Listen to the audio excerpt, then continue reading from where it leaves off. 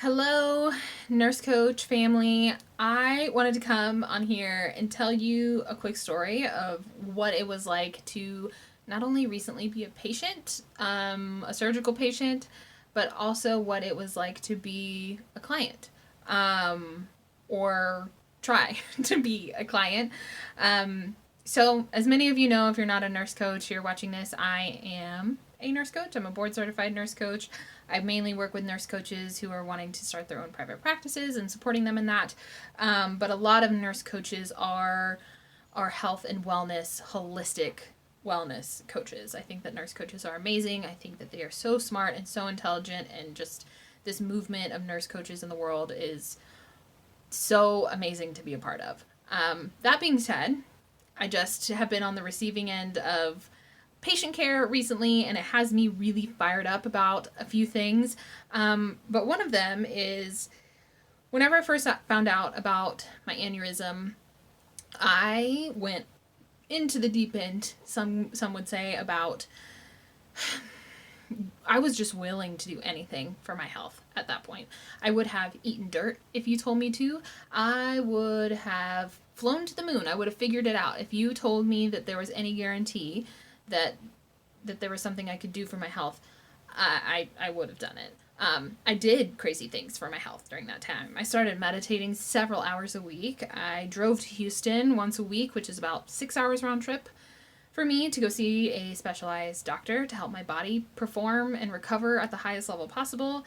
I started taking more supplements, more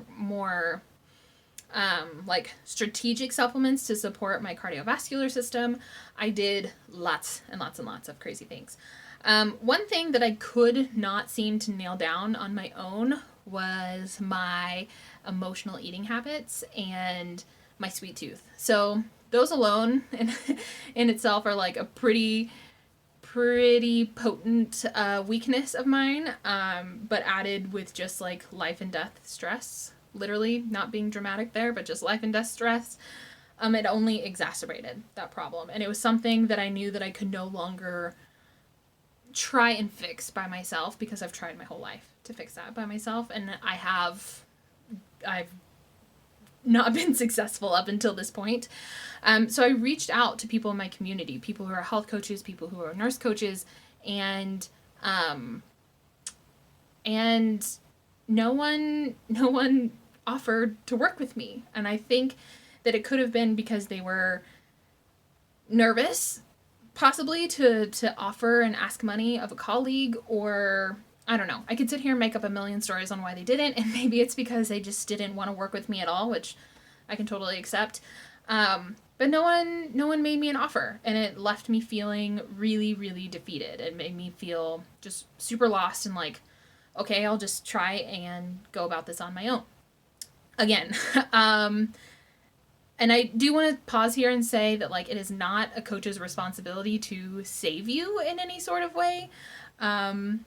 But I think, well, I know that having coaching and having support can be a catalyst for transformation. So I think that there was opportunity for things to be different for me. Like, we'll never know. And I'm okay. I'm sitting here right in front of you. I have my surgery scar here. Everything worked out all right. But it was a constant source of stress for me for several months. So I didn't get an offer. I continued to spin my wheels. I continued to eat crazy amounts of M&Ms. Just think like that part of my life didn't change.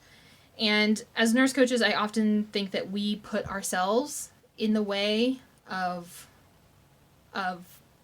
offering people service, of coming from a place of service, of allowing people to make that decision to invest with you because it's actually an investment in themselves.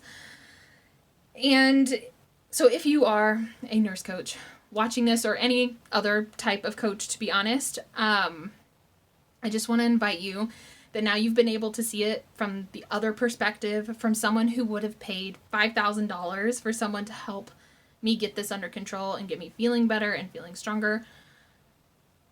I want this to be a transparent look onto the other side, onto all of the people that you didn't make an offer to, that you could have served, and now they keep you up at night and you're constantly wondering how they are. I am that person. So the next time that you have an opportunity to help someone and to serve them, give them the chance to tell you no, not letting yourself get in the way of that offer to help them. Let me know. Let me know if this was too hot and heavy for you, or if this landed for you. I would love to know. Thank you for listening.